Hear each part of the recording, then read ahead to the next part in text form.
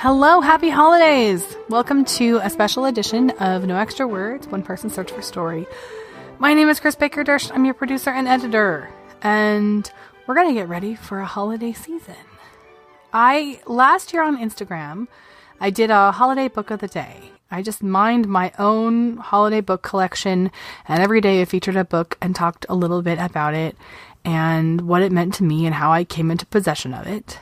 And that was met with such kind words and responses that I thought we'd take it one step up this year and actually do it on the show.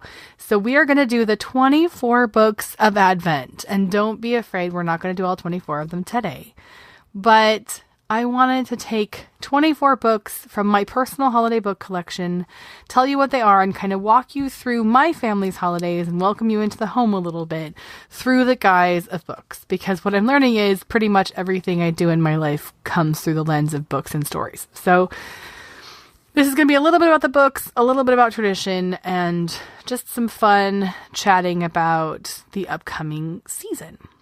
The plan, and best laid plans always go astray, but the plan is to come on the microphone every Sunday in Advent and share with you 6 books for the week so that I can do 24 books in total of Advent over the course of the next 4 weeks. Advent is something that kind of only exists in the wider culture as Advent calendars, 24 days of things. You get 24 chocolates, you get 24 cheeses, you get 24 whiskeys, you get 24 movies. But it's actually a big part of my religious tradition. We think of it as a season of preparation, of getting yourself ready for this holy day that is coming. As a mom of young children, in recent years, I have really started to embrace a more secular form of Advent in it letting me get myself off the hook. That if I'm thinking about this as the season of getting ready, then that means I don't have to be ready. Which means I don't have to have every single Christmas decoration out the day after Thanksgiving, which is also known as my birthday. So it gives me some space to actually celebrate the process. Because if you've got little kids, you know this. And I think even for sometimes adults too, that the process can be more fun if you let it happen. If you feel like it has to get done so you can post your Facebook picture, then it just becomes stressful, and I think you can lose some of the meaning of it. So we are in a messy 2 little kids season of life, and I have decided to let that make for messy. We spend the whole month getting ready for them holidays. Advent, in the religious sense, has 4 themes for the 4 weeks. So they are hope, peace, joy, and love. Here on the show, I've modified them a little bit to put the books into categories. And as a take on hope, today we're doing a theme of believe. Because that seemed like the right way to start when it comes to holiday books and the holiday season, is to start with the whimsy, to start with the magic, to start with the fun stuff, to start with Santa Claus and reindeer and the intangibles of it all. If you've got little kids in the room who may not be ready for the sheer truth of such intangibles, now might be a time to send them away because I'm going to spoil a couple of things. So I'm just going to give you all parents in the room a heads up on that. A couple of years ago, I decided I wanted to write a novel about Christmas. And I wanted to set it at the North Pole, and I wanted to star Santa Claus. And I wanted it to explain all the things that are unexplainable, to make Santa Claus an actual possibility in this reality. So I wanted to explain, how does Santa really exist if I, as a parent, remember wrapping all those presents and putting them under the tree? How does Santa as a concept exist if we have to live within the confines of our space and time on this planet? And I started doing that, and I had bunches of the rules, and I had bunches of the outlines. And at some point during about draft 3 of this story, it took me that long, I realized some things just can't be explained. Some things really are just about magic and believing. And if you don't believe, there's no amount of explaining that will make it possible. And if you do believe, then explaining isn't necessary. So that story eventually became a Christmas serial, which we broadcast on this show during season 1 twice. We did a broadcast of it in December of 2015 and a repeat in December of 2016. So if you're interested in hearing how that story finally came out, believe me, it did not look like draft 1 when it was released on the show, but you can go back and catch up with those. They are in our archives. Because we are focusing on belief and magic, it's not a surprise to me that of the 6 books I'm talking about today, 4 of them actually come right out of the original collection of these books from my childhood. So this Christmas book collection started when it was handed down to me, the books of my childhood, the Christmas books my mom used to always pull out just at Christmas. And there was a table they sat on and we read them at Christmas. And in my memory, there were like, I don't know, maybe 12 of them. I want to say there were like 8 picture books and like a devotional and a couple of activity books for adults. I now have a collection. I want to say it's 100 plus. I'm currently, as we speak, working on cataloging it so that I know what I have, because I just pick up new Christmas books every year and it's just exploded. People ask me why I don't put them out year round, and the answer is because I'm a book hoarder and I don't have the shelf space. So they only come out right after Thanksgiving, and they go back in the boxes after Epiphany, which is January 6th. But I still have at its heart that core of those original books I was given, and 4 of the 6 I'm going to talk about today come right out of my childhood. But these are the books about the magic and the books about the whimsy. And I'm going to start with, it's always hard to pick a favorite book anytime for me, but I'm going to start with what might be my favorite book in the entire collection. This is not one of the originals from my childhood. I actually heard about this book. I was working in a library, and our children's selector, told me this was her favorite book. It was out of print at that time, and I actually picked it up at a children's bookshop in Wales. I paid its price at £15, so it was expensive. There's a little town in Wales called Hay. It's Hay-on-Wye. It's on the Wye River.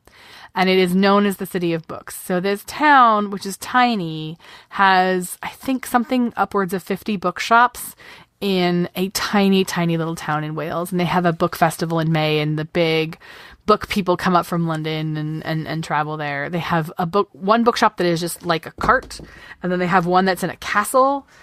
And so in September of 2008, I was in Wales visiting a friend, and she knew me, and so she thought, hey, would make a really good day trip for us.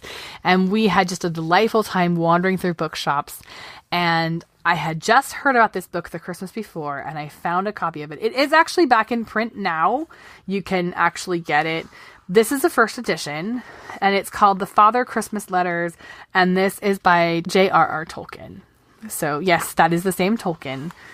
These are the letters that Tolkien wrote his own children from Father Christmas.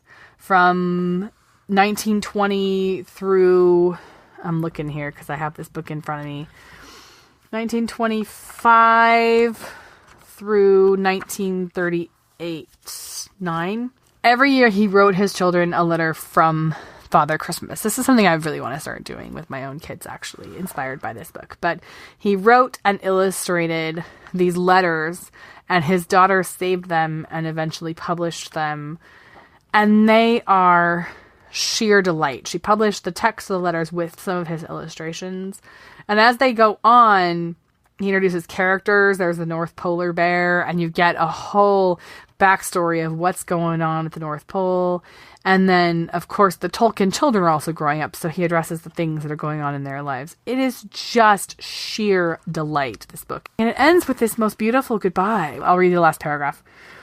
I suppose after this year you will not be hanging your stocking anymore.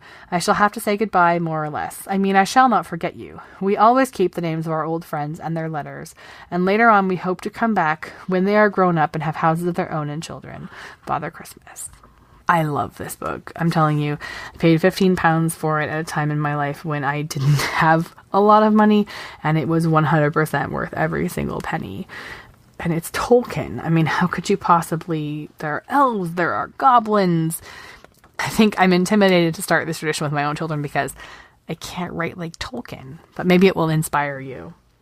And then I want to move on to the second book, which I think is my favorite of the original ones that are left from my childhood. This is a beat-up old book. It's from some kind of book order. I've stapled it together. It's paperback so many times, but it is by Stephen Kroll and illustrated by Tomie DePaola. So those are two big names in the history of children's books. And it's one of those, it's kind of, the backgrounds are all kind of grayish, but Santa himself and the characters he's interacting with and the Christmas tree all end up in color. So as you go through the book, you've got kind of this shady background, but then you've got Santa in vivacious colors. So Santa's having a rough night. He's got the sniffles. He forgot his watch. He just bonked his nose. He's just having a terrible time. And he gets into the Sylvester's living room and he realizes that he's got a stowaway. Actually, he has two. First, he discovers the polar bear, who's in the bag of toys for some reason. This is after, of course, he's sprayed ash all over their living room and knocked over their Christmas tree and all that kind of stuff. And as he's trying to figure out what to do with this polar bear, he stumbles upon the elf Gerald, who's been following him this whole time, and he just now realized it. And Gerald has decided that following Santa is just too much work. And eagle-eyed kids will know why, because Gerald is the one who's making things right as Santa makes his big messes. Of course, the polar bear runs away and escapes through Sylvester's house, and Santa, Gerald, and the polar bear have to make an escape into the night just before the Sylvesters wake up and see their presents. It's a simple little book, but it is sheerly delightful. I used to bring, when I was a school librarian, I used to bring on the last class before Christmas break, I used to bring holiday books from my own collection and read them. Not all about Christmas, obviously. We want to be inclusive of all the holidays, but this would be one that I would always share with the kids because I wanted to see whose eyes could catch what was finally solving the problem. So, while I'm talking favorites, I've got a little golden book here. My mother always told me when I was a kid that this was her favorite when she was a kid. And this book is not hers from her childhood because this was printed in 1980. It's a little golden book. But the copyright date is 1950, so I have no doubt that it very much could be. And there's a mystery to this book I've never been able to figure out. It is actually by the Disney Company. It says Walt Disney's Santa's Toy Shop, illustrated by Walt Disney Studio. And I totally believe it, because if you look at it, the illustrations feel very Disney. They, it's like you're watching one of those illustrated Disney movies from this era. Santa is such a delightful little elf in this book, and the North Pole is nicely rendered. But I've never been able to see if there's anything that goes along with this. Like, it's Disney, so my automatic assumption is this must come from a TV special or a movie or a short film or something. If such a thing exists, I've never been able to find it. So I don't know if they meant to do some kind of animated something to go with this, or if it was only meant to stand alone. But in terms of the illustrations, it just feels so Disney. It's the coziest book. And the premise here is that Santa is so upset because he's so busy getting ready for Christmas that he doesn't have time to play with the toys. He's so busy. And his wife comes up with a genius idea of how he can end his night playing with the toys. And it's just really cute and really, as a child, I think I just loved this book.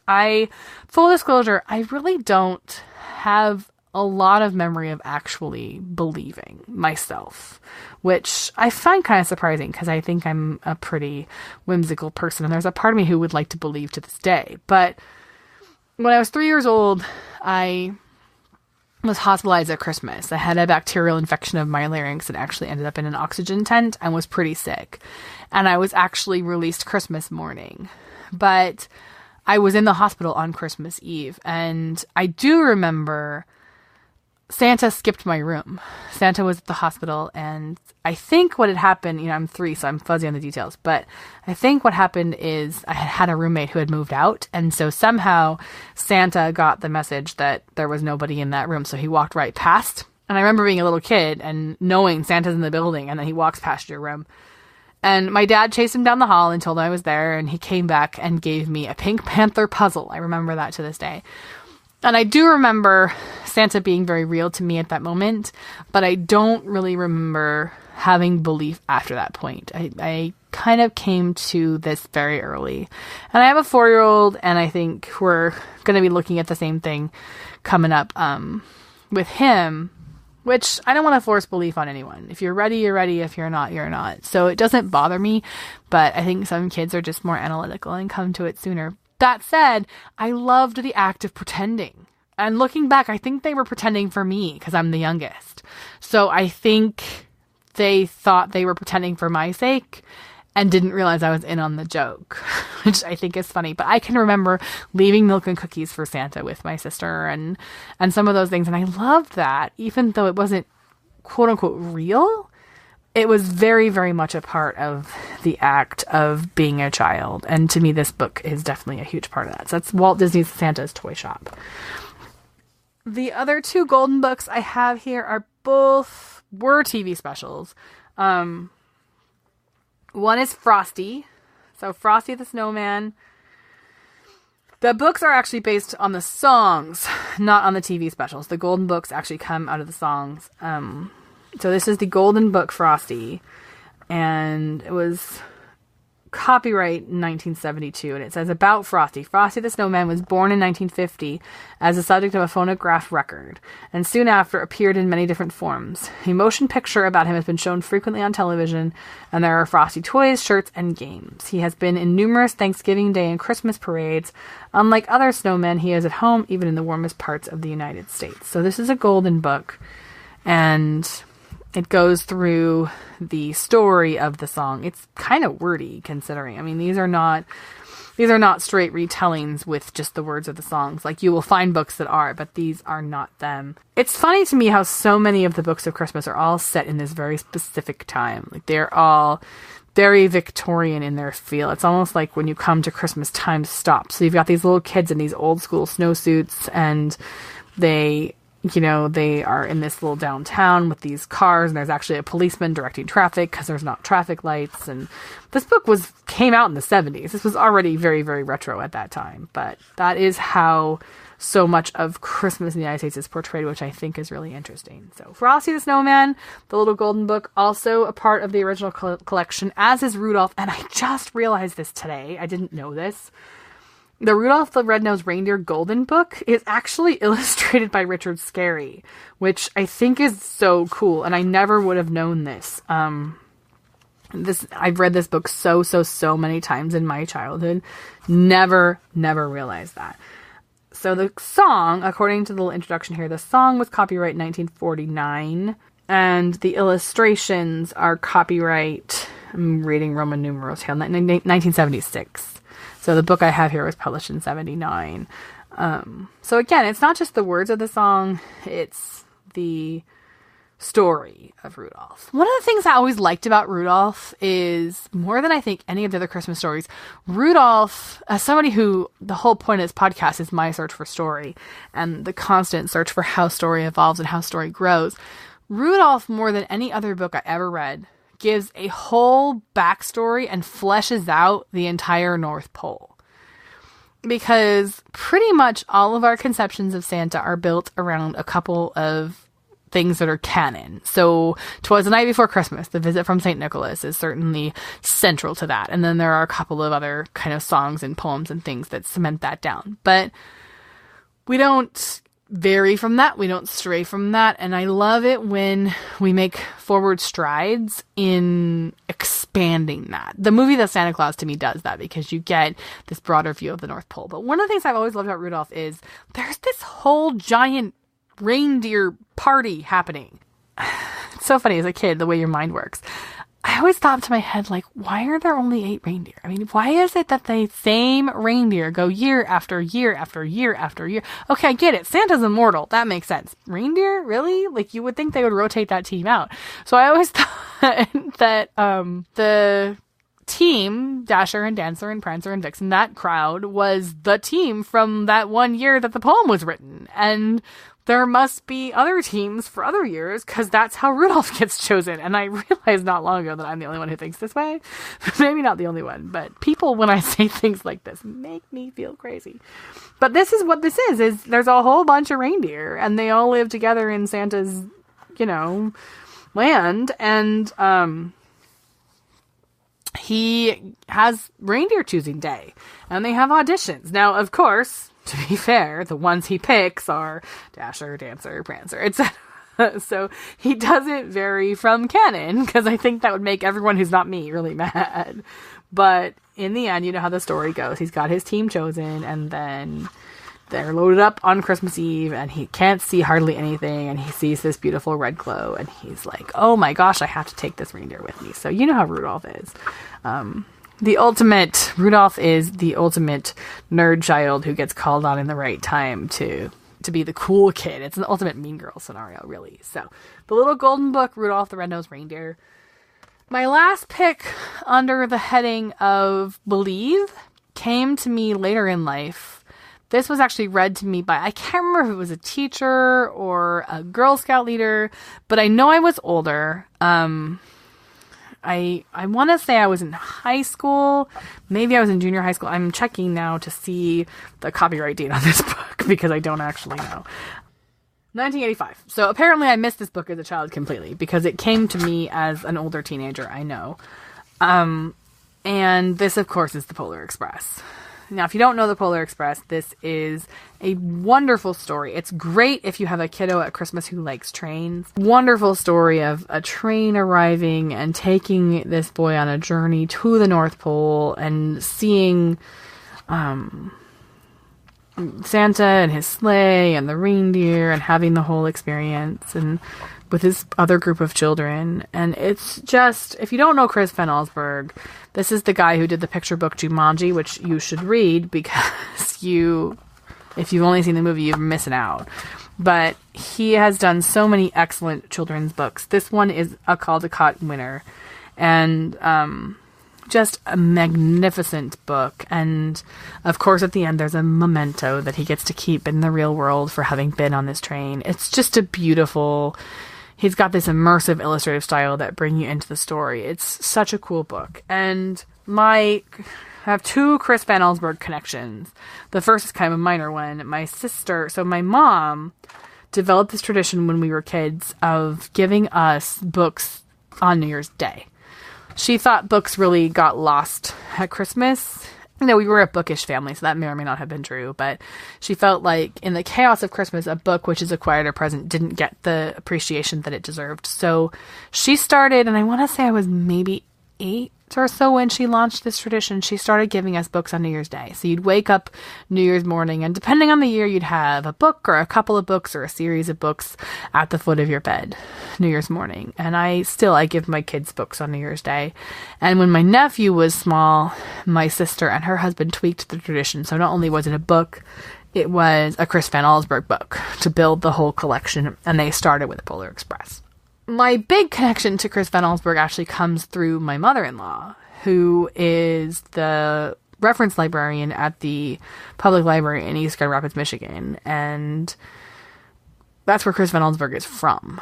And so she was able to give me backstory into him and his life and the house that the boy comes from in The Polar Express, and which is featured in the movie, which I've actually never seen. The movie, to be honest, the previews kind of creep me out. It has that ultra realistic drawing style. It's like pseudo animated and pseudo real that just kind of messes with me. So it wasn't something I was interested in seeing, but that house, it's 3 doors down from where my in-laws live in East Grand Rapids, Michigan. So it's interesting to have married into kind of a Chris van Allsburg tradition. But again, I love Christmas books, kids' books that kind of push the canon a little bit. And I think all of these books do that in their own way. They expand the idea of who Santa and his reindeer or Frosty are. You know, you have Tolkien's view of what Santa looks like. Tolkien's view never includes a Mrs. Claus or some of the traditional things. I mean, he's writing this in the 20s and 30s when I think things are less canon.